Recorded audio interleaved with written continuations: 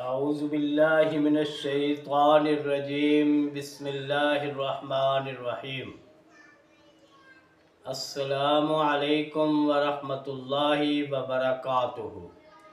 ناظرین، آپ دیکھ رہے ہیں ہمارا یوٹیوب چینل الرحمان دواخانہ اور میں ہوں حکیم ضیاء الرحمان۔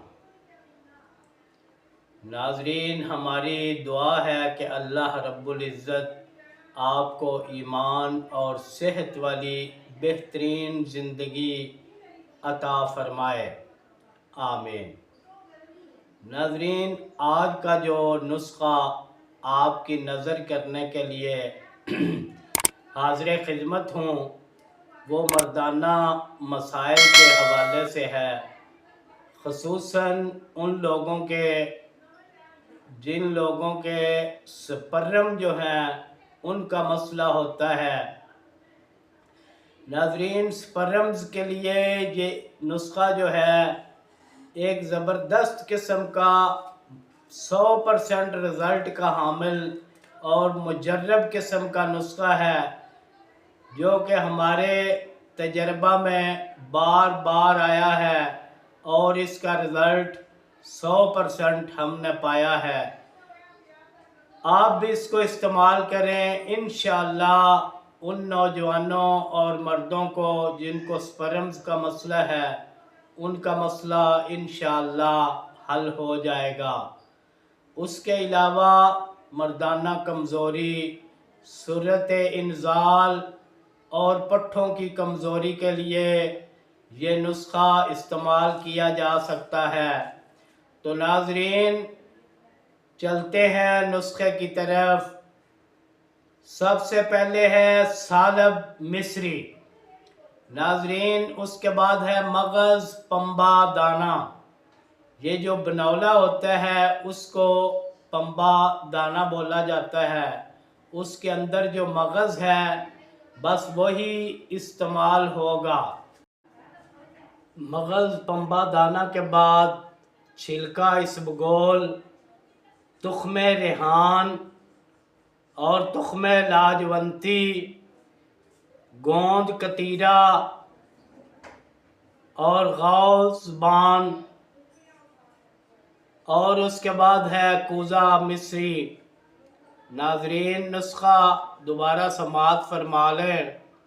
سالب مصری، موسلی سفید انڈیا والی، مغز پنبہ دانہ، چھلکا اسبگول، تخم ریحان اور تخم لاجونتی، گوند کتیرا، غوث بان اور کوزہ مصری۔ ناظرین، یہ تمام چیزیں آپ نے ہم وزن لینی ہیں، مثلاً 50-50 گرام آپ یہ ساری چیزیں لے لیں، اور جو مغز پنبہ دانہ ہے وہ ان سے ڈبل لینا ہے، یعنی دوسری چیزیں 50-50 گرام ہے اور مغز پنبہ دانہ جو ہے وہ 100 گرام لینا ہے۔ ناظرین، ان تمام چیزوں کو کوٹ پیس کر سفوف بنا لیں، آپ کا نسخہ تیار ہے۔ اس کا طریقہ استعمال بھی سماعت فرما لیں۔ صبح نہار منہ 1 تولہ سفوف پاؤ بھر دودھ میں ڈال کر اچھے طریقے سے بوائل کریں۔ جب وہ دودھ گاڑھا ہو جائے اس میں حسب ذائقہ چینی بھی ڈال سکتے ہیں۔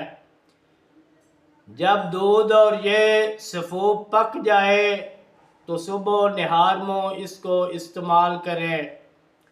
ناظرین، 1 مہینہ باپرہیز یہ نسخہ ضرور استعمال کیجئے گا، انشاءاللہ ان تمام مسائل سے چھٹکارا حاصل ہوگا۔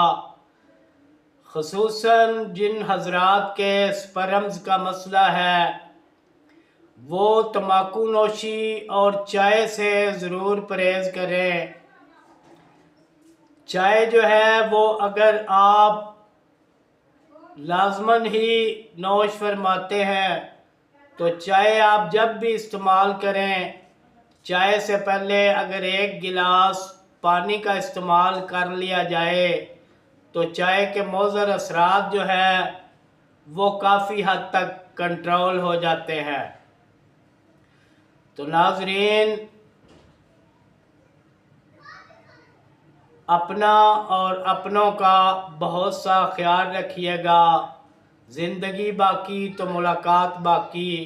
वस्सलामु अलैकुम व रहमतुल्लाहि व बरकातुहू।